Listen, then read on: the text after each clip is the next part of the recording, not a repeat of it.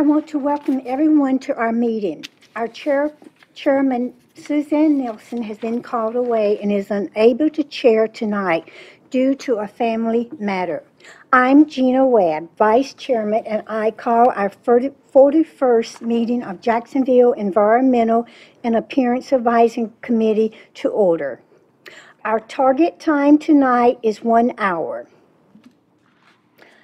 I want to recognize our council member, Ms. Washington. We thank you for all of your service to our great city. Are there any guests that will not be speaking or others that should be recognized?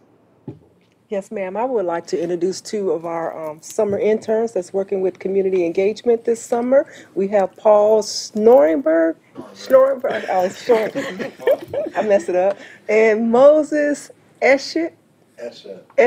Okay, I'm getting it right. Moses and Paul are here with us from UNCW, and they are working in our department this year, and we're glad to have them. Thank you. Welcome.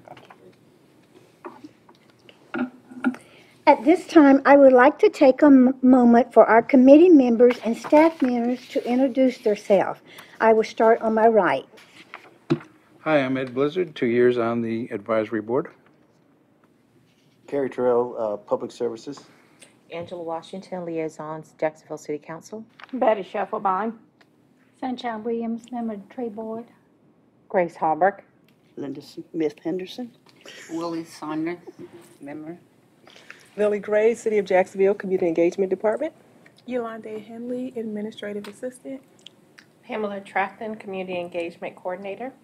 Jeremy Smith, Senior Planner, City of Jacksonville Planning and Inspections. Tracy Jackson, City of Jacksonville Community Engagement Manager. Gary Willett, Chief Zoning Code Enforcement Officer.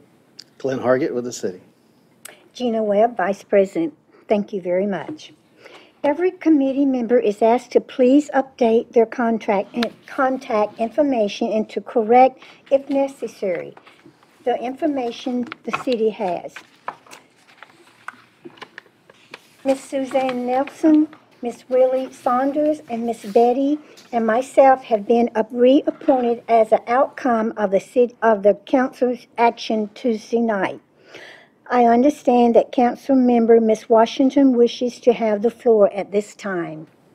On behalf of the mayor and the Jacksonville City Council, I would like to recognize the 4 reappointments to the Environmental and Appearance Advisory Committee. So when I call your name, please come up to receive your pen, and congratulatories on your reappointment. Mrs. Suzanne Nelson is not with us tonight, so she will receive her pen at a later date. Ms. Betty Shufflebine.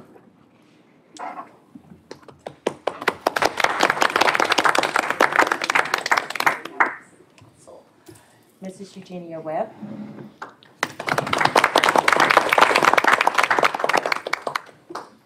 And Mrs. Willie Saunders.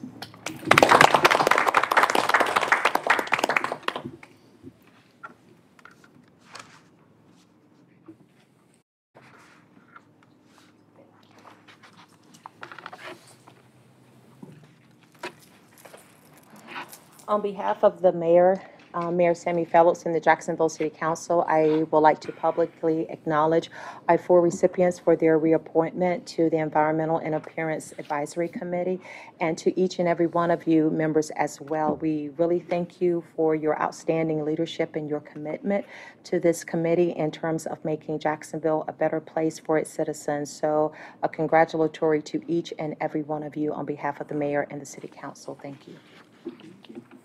Thank you, Council Member Ms. Washington. At this time, all members should have already reviewed the agenda. Is there a motion to adopt or amend the agenda? I make a motion to adopt the agenda. Okay. Do I have a second? I'll second. Okay. All those in favor say aye. Aye. All those opposed say nay. The agenda is now approved. Minutes of the April the 1st, 2018 meeting are provided for your consideration.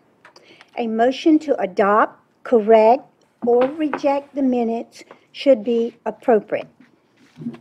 Do I have a motion? Motion to adopt? Second. All those in favor say aye. Aye. All those opposed say nay. The minutes are approved. Thank you very much. The official attendant report is provided on page 9, which must be submitted to the clerk each month. Should there be a mistake in this report, please let staff know as soon as possible.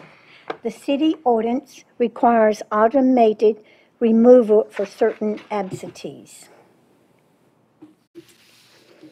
It is now time for our presentations for this meeting. I'm going to turn over the introduction of these next two items to Mr. Glenn Hargett. And welcome everyone to the meeting tonight. Tonight, as part of our Clean and Green presentations, we get our annual report from what used to be under planning and development as one unit now. Now it's got several units to it. And I'm going to call on our senior member here, Lily Gray, who is the Community Engagement Director. Thank you, Glenn. Good evening, everyone. Good evening. We are excited, as always, to come before you every year to give you an update on what's going on in the Community Engagement Department, which includes Office of Livable Neighborhoods and our Code Enforcement section. I have here tonight Gary Roulette. All of you who know, he will provide you an update on the activity going on in the Code Enforcement section, as well as Tracy Jackson. I don't think you've heard from her before, but she's our new Community Engagement Manager, and she'll tell you what's going on in community development and Office of Livable Neighborhoods as it relates to the work that we support that you do in relation to our Clean and Green initiative. So with no further ado, I'll turn it over to Tracy's going first. Good evening, everyone. Good evening. Wanted to give you an update about the Community Development Division within Community Engagement and how community engagement supports the Clean and Green initiative that we have within the city. Now, the Clean and Green initiative started with the city manager and his vision. So we want to help that initiative by improving the overall appearance of the city, and through grant funds that we receive from the U.S. Department of Housing and Urban Development, we can rehab single-family homes within the city. We also can perform an activity of demolition of dilapidated structures, and would like to report that so far we have completed 110 demolitions since June 2010. And here is the downtown before. Some of you may remember how it used to look. And this is Court Street. And we are proud to show Court Street now. Wow. That's the difference. We also, as I mentioned, we also perform demolition. So here are pictures of a demolition, a dilapidated structure that we had within the city limits. And this is the demolition after. So that's a great improvement in that area. Now, the changes requested came from the Advisory Committee Summit that was held in December 2014. And out of that, one of the requests was to improve older developments. And from that, we had a livable neighborhood initiative that we wanted to partner with neighborhood organizations to improve neighborhoods. So from that initiative, we had the Office of Livable Neighborhoods division. So what we tried to do is be a liaison between the registered neighborhood organizations and give them some assistance or access to some of the, to address some of the concerns that they had within their communities. So we act as a liaison through code enforcement, for example, streets, if they had some street issues, and also some public safety issues. So we could access staff and they would come in and do presentations to that neighborhood. And we have two neighborhoods that we have graduated, and they're doing very well. But now we've identified a third neighborhood in December of last year. So now we're looking at helping out the Overbrook neighborhood and trying to find out what issues and concerns that they have so that their needs can be addressed as well. So we're looking forward to working with them, and if y'all have any questions, just give us a call. Well, now we're going to have Gary Olet, who's our Chief Zoning Enforcement Officer, speak a little bit about his connection to Clean and Green.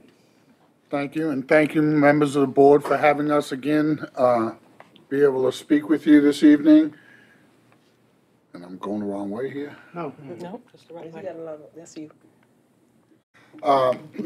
Code enforcement section has not changed much since the last time that we were able to speak with your committee. When we fall under the Community Engagement Department, Ms. Gray is our direct supervisor. We have 2 code enforcement officials besides myself that enforce the city's nuisance codes, junk vehicles, minimum housing codes, non-residential codes as well, commercial codes. Those all fall under the city code in and of itself. Zoning enforcement falls under the Unified Development Ordinance, which is our land use regulations. What I'd like to do this evening, I know I've presented before and talked about high grass and weeds and trash and debris and showed some pictures, but what I'd like to do is delve a little more in depth into what constitutes a nuisance and how the code actually reads. And these are the guidelines that the enforcement officials out in the field have to follow. So the city code nuisance section is found in chapter 15 of the city code.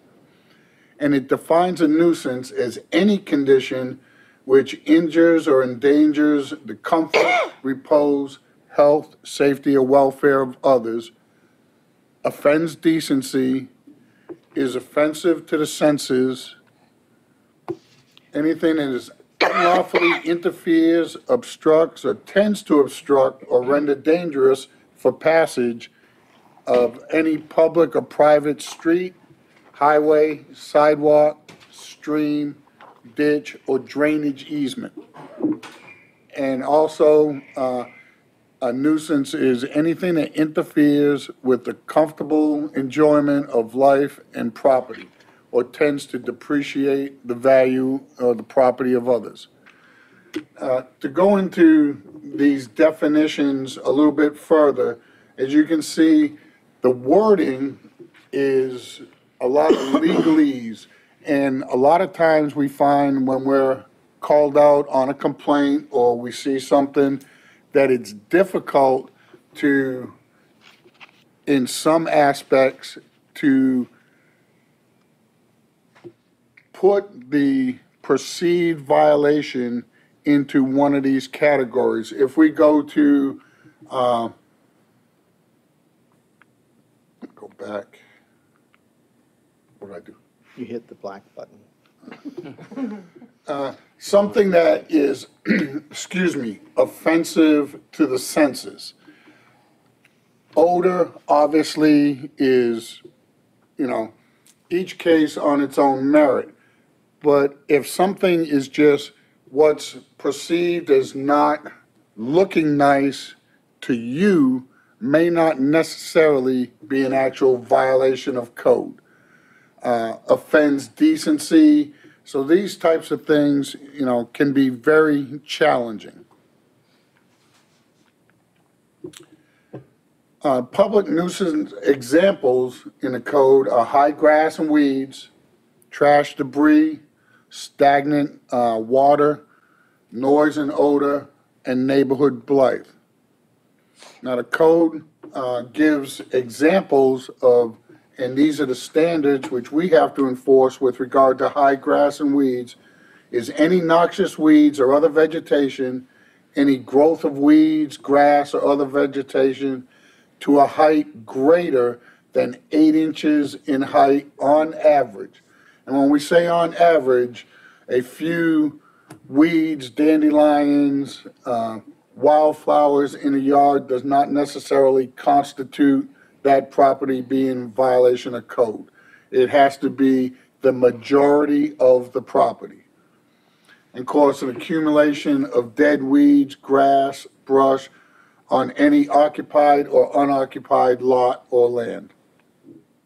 Here's some examples. a lot of times in our code enforcement, by the time that a property is brought to our level from a complaint basis, it's in this condition. We try as best we can to be proactive, and when we're in neighborhoods or we get a complaint in a certain neighborhood, we don't just go there to that property and leave. If there are other violations that are observed in that neighborhood, we will take appropriate code enforcement action as well on those properties. Trash and debris is defined as any accumulation of rubbish, trash, refuse, junk, and other abandoned materials, metals, lumber, or other things, or any condition which provides harborage for rats, mice, snakes, and other vermin. And again, we have some challenges when we get complaints about trash and debris, obviously overflowing trash cans, carpet, newspaper, cardboard, things of that nature. But we will run into cases where people have hobbies, collect things, what may be perceived as junk to one person is not junk to that person where it's located. And we work through these issues and very hard to get we work very diligently to get compliance with the code. Here's some past examples of actual cases we've had where we've had to do the code enforcement route, some of them all the way to the court systems. Stagnant water and odors is any accumulation of stagnant water permitted or maintained on a lot is considered a nuisance. Swimming pools that not kept and maintained, plastic containers, rain barrels that aren't being used correctly, anything that would attract or become a breeding ground for mosquitoes. Of course, any disagreeable or noxious odors and stenches, as well as the condition that causes them. We get complaints about animal excrements and animal parts and things of that nature, and pets not being taken care of. Those are all violations of the code. Here's some examples of stagnant water. Under the code, buildings and structures could potentially be a nuisance. You know, we do have a minimum housing code for structures, but those minimum housing standards are for habitability. But you can have structures that are actually a nuisance. And it's any building or structure which is in such a dilapidated condition that it is unfit for habitation or kept in any unsanitary condition that it is a menace to the health of the people residing or presents a fire hazard. Or is any neighborhood blight, any condition which contributes to blight or endangers public health or safety. So those are the guidelines that the code enforcement officials use when we look at each case. We're also, Chapter 15 of the code is a junk vehicle nuisance. A junk vehicle, as defined by our codes, doesn't necessarily mean just because a vehicle does not have current tags or insurance does not make it a junk vehicle. Now, if an untagged vehicle is parked on the street, that's a police department issue. But a vehicle on private property, if it's inoperable, partially dismantled or wrecked, cannot be self-propelled or moved in the manner in which it's intended, or any type of vehicle that's leaking liquids or fluids, grass growing up all around it, trees coming up through the engine blocks, and things of that nature. But when we talk about vehicle, a vehicle is anything that is made to self-propel by a motor. So we're talking cars, trucks, boats, campers, trailers. Those all fall in the category of a vehicle. lawnmowers, old lawnmowers, riding lawnmowers are considered vehicles. And some examples of vehicles on properties that we've had removed. Code enforcement also does a minimum housing code, which is addresses those standards of habitability to actually occupy a dwelling. And under the minimum housing code, we work closely with our building inspections department and our building inspectors when we get complaints from tenants, real estate agents, those types of persons. And we inspect for structural integrity, plumbing, mechanical, electrical, sanitary conditions, and obviously life safety conditions. Now, when we do these minimum housing inspections and we do find violations of code or safety issues, we will require the property owner to bring those issues up to current habitable standards. Obviously, you have older homes, may have some issues with electrical outlets or things of that nature. We don't require that property owner to rewire the entire house and bring it up to current standards. But we do require them to get a licensed electrician to pull permits to correct the issue and have it inspected by an inspector before we will release that or close that case file. Some of our minimum housing cases, and as Tracy talked about earlier in the demolition program and the clean and green, these are two structures that are now long gone. But they all start with a minimum housing case. The land use regulations, the Unified Development Ordinance, our code enforcement officials, when developments, we have new developments that Jeremy will talk about later.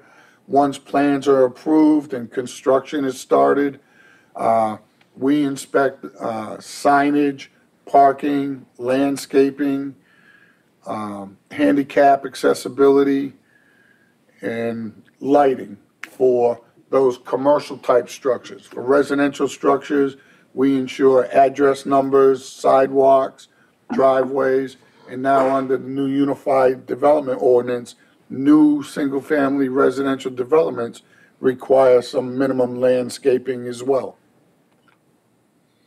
Our code enforcement process, it's a lot complaint-driven, but as I spoke of earlier, we try to be proactive under the Office of Livable Neighborhood program. We go into communities.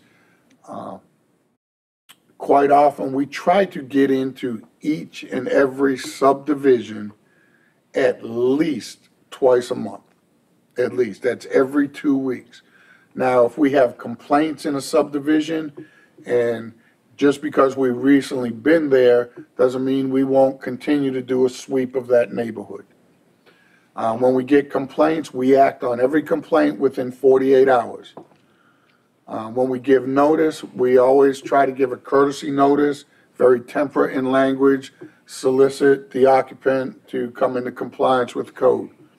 After 3 to 5 days, if they haven't come into compliance, then we issue official notice of violation via certified and first-class mail, and we take the legal process from there. More often than not, we get compliance and from the property owners. Failure to comply in our legal process, we will contract out for contracted services. We will abate the property, and any cost of contracted services plus administrative fees will then be placed as a lien on the property. In closing, in 2017, in that 12-month period, we did 2,544 nuisance code enforcement cases. We did 873 land use or zoning inspections, and we addressed 79 minimum housing cases. And that's in the 12-month period for 2017. In the 5 months of this year, right now, we're at 1,273 code enforcement cases, 439 land use inspections, and we've done 43 minimum housing cases in this first 5 months of this year. And that's all I have. If you all have any questions for me. I have a question, Yes, Mr. ma'am. Willett. Considering now we're in our summer months and we're having our creatures from nature to start wandering through neighborhoods and yards, what happens if someone is living within the city limits that a car hits a raccoon, skunk, deer, whatever? Is there a certain number that we can call to have someone to pick up the deceased carcass? They would call the streets department. The streets department would Okay. address that. Yes, ma'am. Okay. And if you don't want to look it up, just call here City Hall and we'll get it to the right place. Yes, ma'am. Okay, thank you. Thank you. Well, with that, we'll introduce our senior planner, Jeremy Smith. Hello, everyone. I do want to say that I've been with the city almost 9 years in September, and this will be my first time ever meeting with this committee. I am part of the Planning and Inspections Department. I'm actually in the Planning and Permitting Division. And our other division is Building Inspections. Planning and Permitting does all permit review. If there's anything being built, constructed, tore down, it comes through my desk, really, pretty much. Planning and Permitting review certificates of occupancies, change of uses, ownership, sign permits, building permits. We assist with stormwater review, home occupations, driveways, and your erosion control for new developments. We are the administrators of the Unified Development Ordinance. We work closely with our code enforcement department. We maintain and update our CAMA land use plan. We are, as of 2 years ago, the floodplain administrators of the city. We are the liaisons to the Planning and Advisory Board. And the last two are my primary jobs, is process rezoning request and development plan review. And that includes new site plans, subdivisions, special use, and our plan unit developments. Real quick, our building inspections, they are the enforcers of the state building code. They assist with disaster recovery. They work closely with Gary on minimum housing code. They do field inspections, and they're a great asset to me in helping make sure that my UDO is complied with in the field as well. Again, like I said, my primary job is looking at new developments, and I wanted to touch on several of those that are coming up around the city because that's directly impacted on our Clean and Green initiative. The UDO addresses appearance, landscaping, the circulation, and everything on a new development. Some of you may have caught a recent public media release for the Publix that's going in adjacent to the Commons area. And this is right here before you. It's part of a large shopping center that, as of right now, has proposed 113,000 square feet. It's going to include Publix, 2 junior anchors, and 4 large tenant spaces. And this is their phase 1 development. That's going to include several streets, a connection to Gateway North, and a new light there at Western Boulevard. Another one that you may not have heard of and we're currently reviewing is CarMax. This is at the corner of New Bern Highway and Piney Green. This is beside the Circle K, the new Circle K. CarMax is very selective on where they go. There's only 3 in the state right now. This will be their 4th location in the state of North Carolina. Arby's, you may see this going up on South Marine Boulevard, directly across from the ABC store and Cookout. This is a new model store for them, and the first, in at least since the Cookout was constructed, to be the first restaurant in 7 years in this little corridor of 17. And Arby's is also going to be demolishing their existing location on Lejeune Boulevard and rebuilding in the next year. And with rebuilding comes an appearance upgrade because they will have to comply with our current landscape standards, which that site does not. And since I'm talking about drive-through restaurants, I do want to touch on that you've seen around the city McDonald's Yeah, all the McDonald's are being touched. They're doing a massive remodeling, interior upgrades and exterior upgrades. All but one, the 401 South Marine location that's near the Arby's I was just speaking of. The other sites, except that one, you should notice that they have gone through and upgraded their landscaping. Because of the amount of work they were doing on their building inside and out, it triggered a compliance to our landscape standards. So the one at the corner of Lejeune and Western, the one next door to Coastal Community College, and the one at Onslow Drive and North Marine, will all see an upgrade to their landscaping and some interior circulation changes to their drive-through and how it works. The Southwest Freedom Village area, we do have a Starbucks that should be opening soon, I would say in the next 2 months. Most of you have probably seen the Aldi that opened last year. And if any of you remember the old Mako building, and was a Pepsi distributor, Abra Autobody is in the process of buying that. They've submitted a site plan for review that will go in front of the city council in August. You may be familiar with that name as they have another location further down Lejeune Boulevard where they did a massive site overhaul. I believe this committee did a nomination for an appearance award. And so I think their track record on improving their sites will speak for themselves. So this would be a very nice upgrade to what we call a gateway into the city. I'll back it up real quick to the list I had. O'Reilly Auto Parts. You know, Jacksonville has several auto parts locations, but they are building a new one in the southwest area. They are also adding on to their North Marine Boulevard location, and it's going to become a mini distributor. They're doing enough business that they are increasing the size there, and it'll also have a warehouse aspect to get more faster delivery. Again, that site there on North Marine was an older site because of their expansion. They're now complying and increasing their landscaping. River of Life Church is building a large campus facility at the corner of Gum Branch and Western. Right now they're in the very early stages, but if you go by, you'll see a lot of land disturbance and stuff. But they have an approved site plan, and when that's hopefully done in the next couple of years, it's going to be a great looking site. We received our first residential subdivision in probably 4 or 5 years. This is located out on Drummer Kellum Road, Harvest Meadows subdivision, 100 lots, single family lot subdivision. It's always good to know that the trend for the need for single families swinging back around to developing. Real Drugs is proposing a new location at the corner of Hemlock Drive and Piney Green, not far from White Oak High School.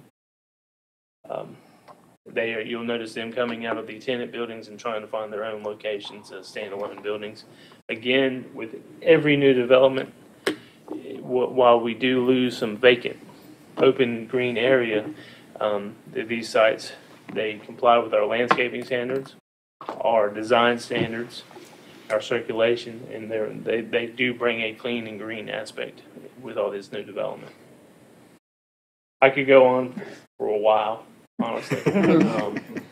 And I'm always happy to get calls and answer questions. If you see something that's being built or constructed and you want to know, please contact our office. I'm happy. I get that call weekly. I'll be happy to address anything anyone has. Well, the group's prepared to answer any questions you might have, or we can thank them and release them, or quiz them all night, whatever your choice is.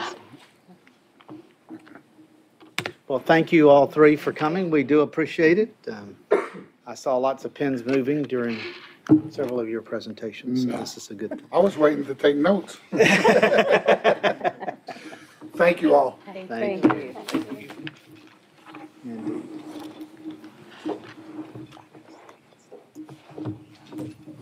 Thank you very much. You're Great welcome. presentation. At this time, we now have updates from our subcommittees, and it looked like Miss Linda had to step out. And why don't we just mention then, if she's not coming back in, that in your agenda, you have the report there, and that's available for you to look and review. And Lily, is there anything you think that should be, amplified or something there? I mean, not so much from this report, but I will share something that's going on kind of parallel to this with the Community Engagement Advisory Committee.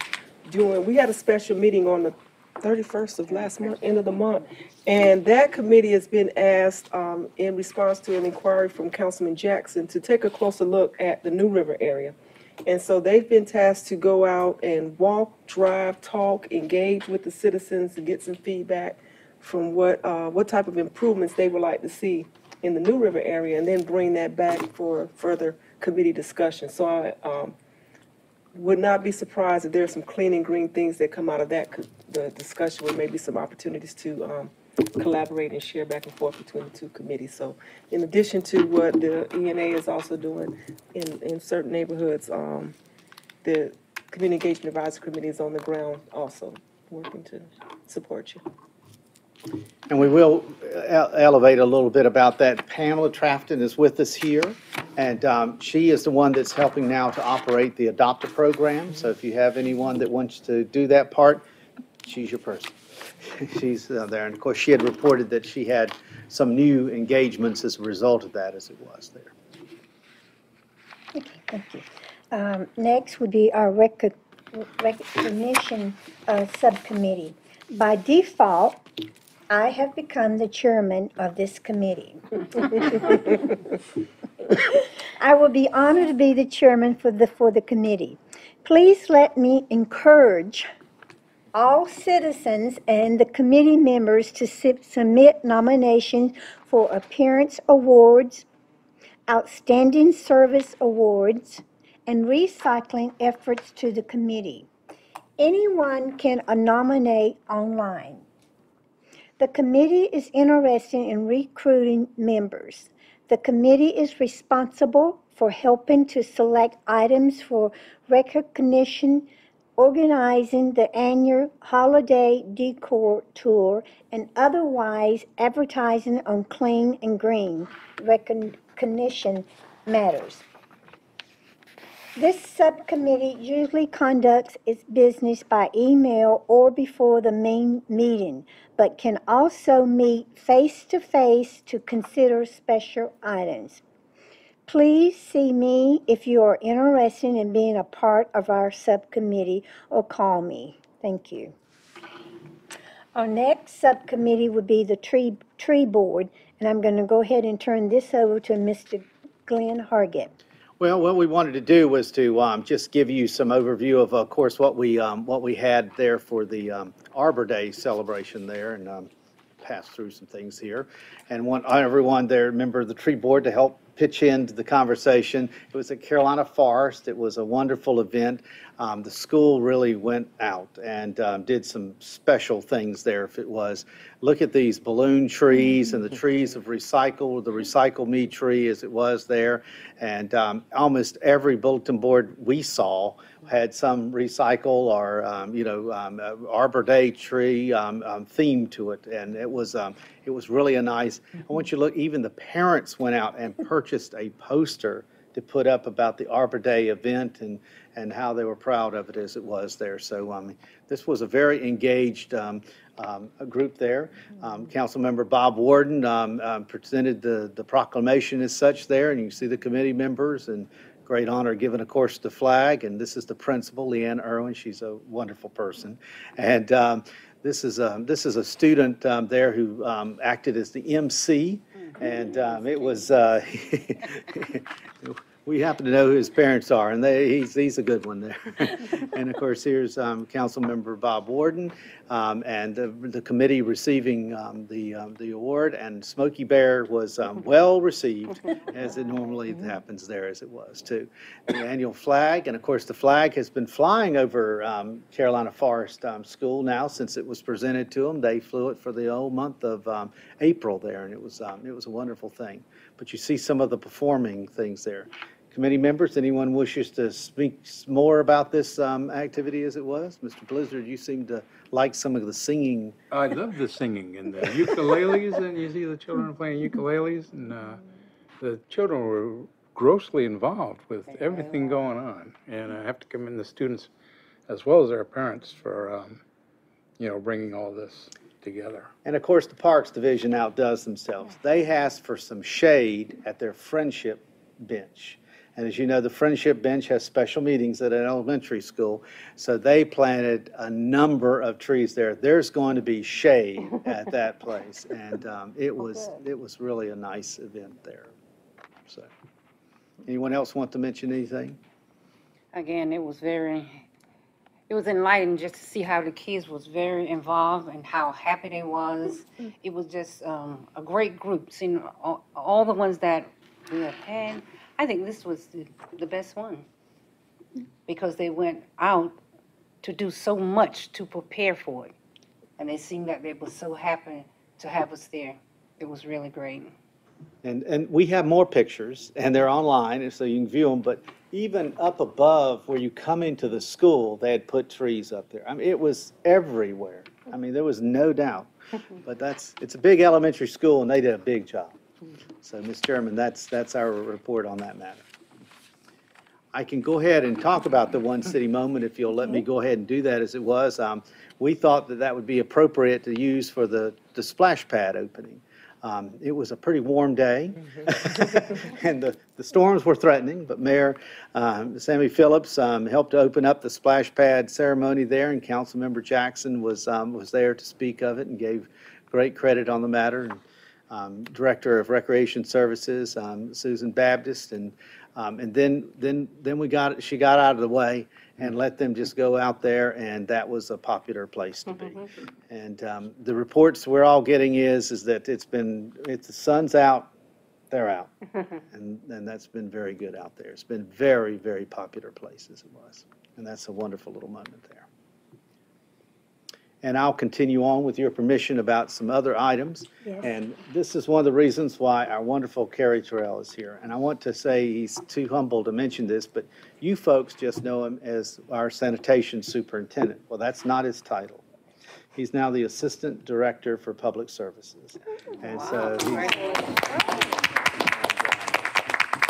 it made a lot of us very happy that he does that, because he runs a great unit out there, and that same type of spirit. And I have personally seen him out there late in the evening washing a container down to take to a resident, because he said, I promised him I was going to get him a container.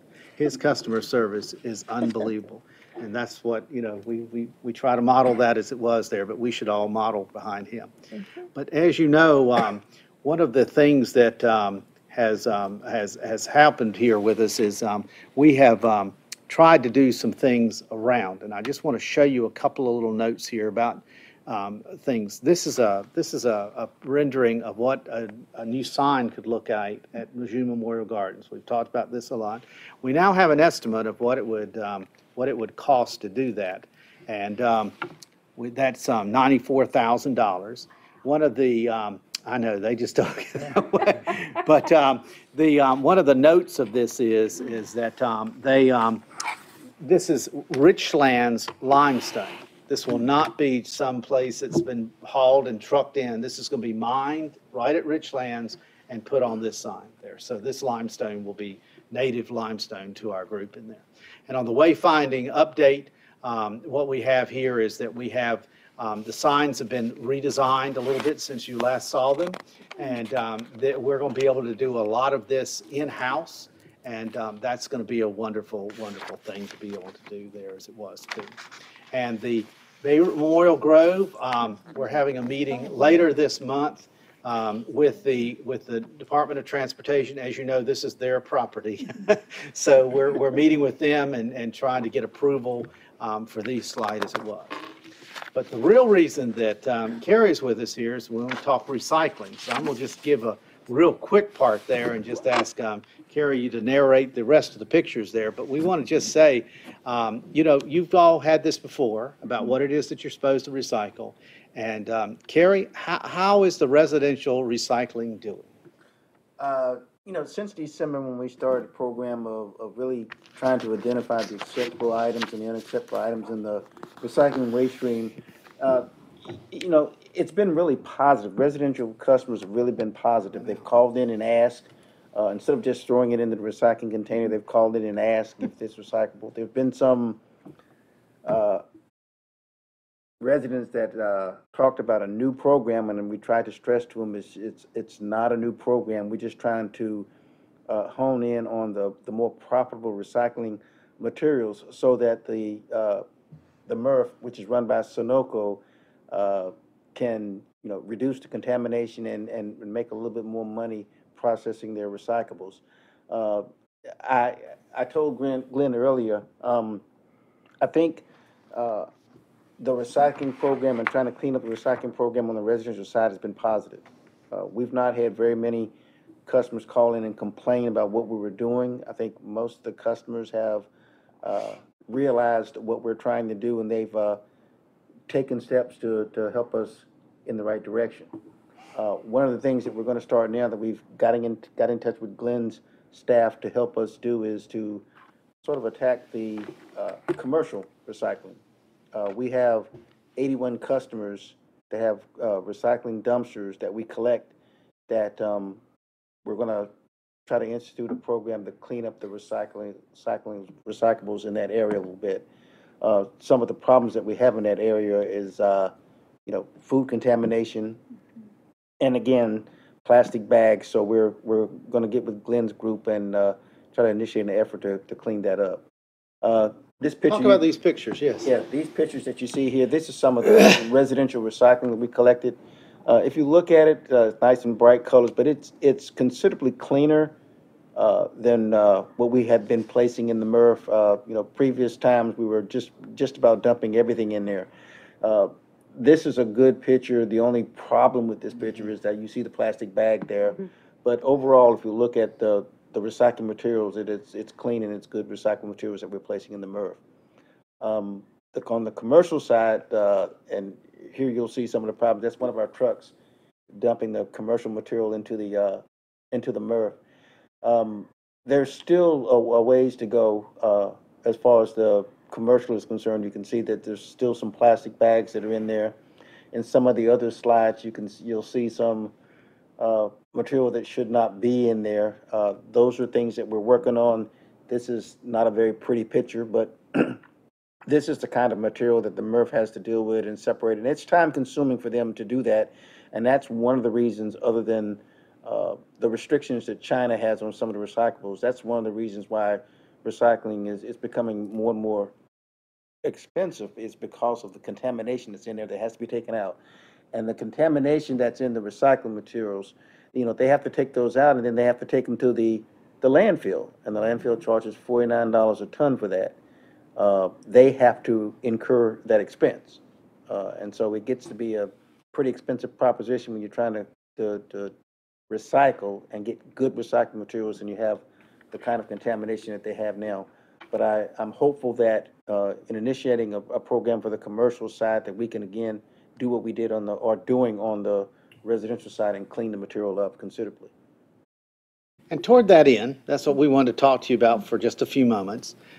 We have some Sturgeon City fellows working with us this summer, and we want to put them on the street and go in to talk to some of these restaurants and some of the places that have some streams that are not as clean as what we'd like to see.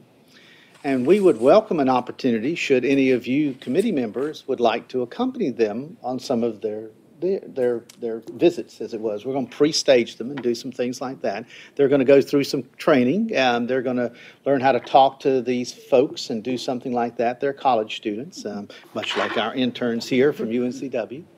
And one of the things that we're going to do is they're going to go out to the MRF and see how it operates, so they know about it. And if any of y'all would like to accompany to go see the MRF, we'll let you know when we're going to go do that, and we'd love to have you out there.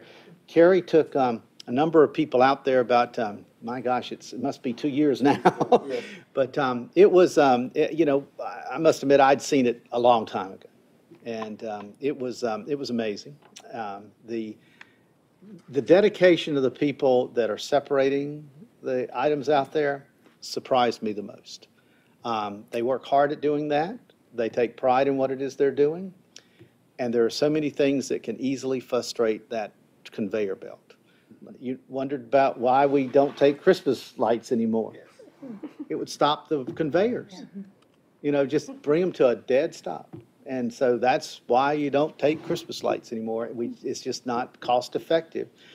You know what it is to keep the equipment at your shop going, and to think that you were doing that 3 or 4 times a day, you know, that's part of what it is. But Carrie has given us some interesting information, and the fellows are studying. They're looking at case samples, best management practices from some other communities, and they're going to try to apply that with this, and we're using this as their project for the matter there. But if you're interested in doing that, please let us know. We will email you and let you know when we're going out to the MRF if you'd like to join that and to be a part of it as is. We believe that appealing to people, if you let them know what's right, I think they'll try to do what's right. And that's where we're going to go for. This is the carrot, not the stick. But unfortunately, as you know, he's got an issue down there because that truck that he showed that came in, Carrie just told us this yesterday. Say 3 out of the 4 dumpsters they pick up are beautiful items, but that 4th dumpster they pick up and put in the back of that, and it's all contaminated, the whole load goes back out and drives across it. And you heard him say at $49 a ton, that's a good price.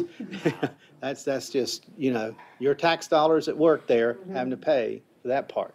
Whereas we go and back it off here, that doesn't charge us anything but what's already there with the truck and the things and all that type of stuff. So we really want to clean this up, but I think it's wonderful to hear that the residential recycling has done well, and that our citizens have responded and said, okay, let's clean this up. Anything else, Carrie, that you can think to add to that? I mean, No, sir, that's it. Does the city and the county use the same? it's actually the county MRF at the county landfill. But they have a contractor that operates it for them, Sunoco. And as Terry will tell you, we get questions about, well, can't you just get a bigger company? Sunoco is a huge, huge company, and they actually make products from recycled materials. They are not just someone who's doing this to make something happen there. They make boxes and all kinds of things out there. I didn't know if the city and the county were two different things. Okay. I understand. Thanks. Glenn, have we ever shown the public them working at the MRF? Because that was interesting when you said how hard they work. Maybe if the public could see just how hard they work and what they're doing, it would help. We would like to share that story. A video would be good. A video, yes. A day at the MRF. A day at the MRF. Exactly. Picnic not included. Yeah. It is at the landfill. Yeah.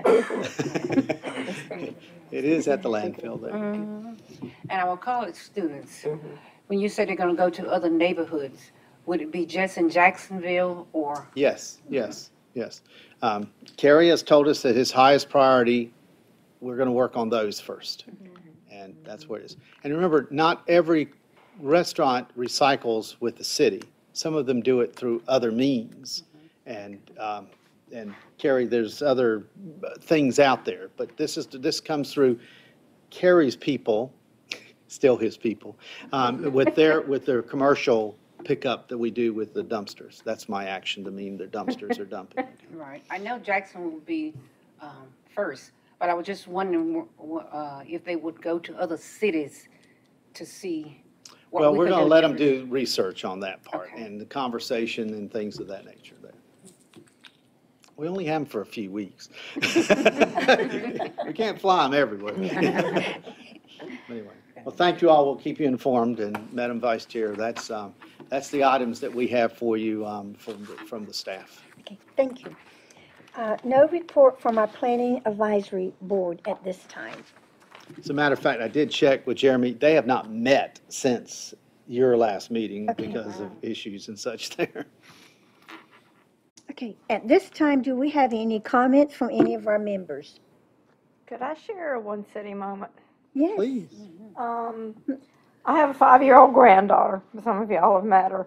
Well, she wanted to know about a month or so ago where our water comes from and how they make it clean enough for us to drink.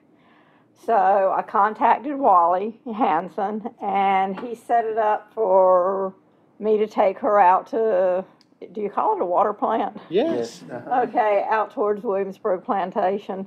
And we met with a gentleman named Billy.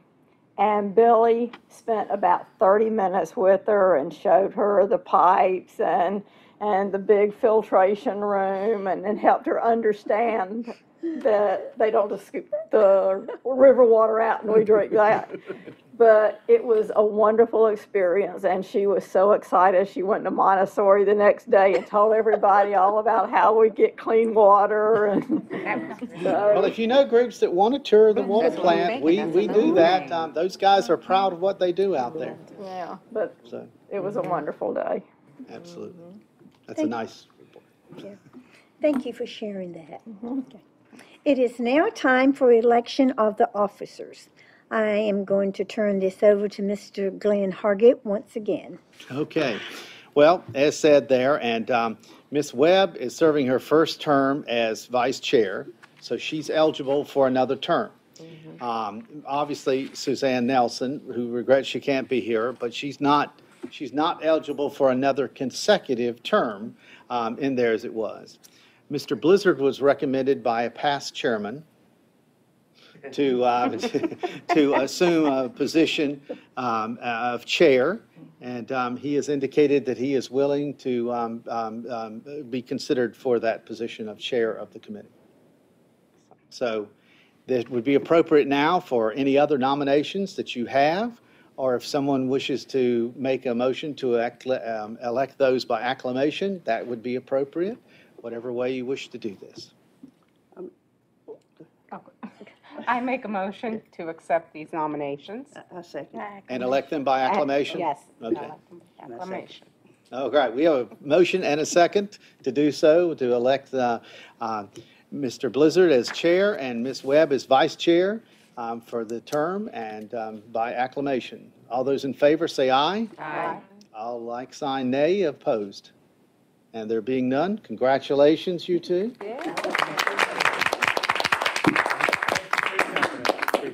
Mr. Blizzard will assume his position as the only male on the committee and the chairman.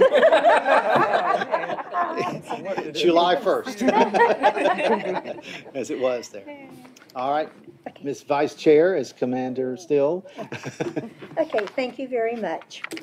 Now we want to note that our next regular meeting is Thursday, August the 2nd, 2018 at 6 p.m.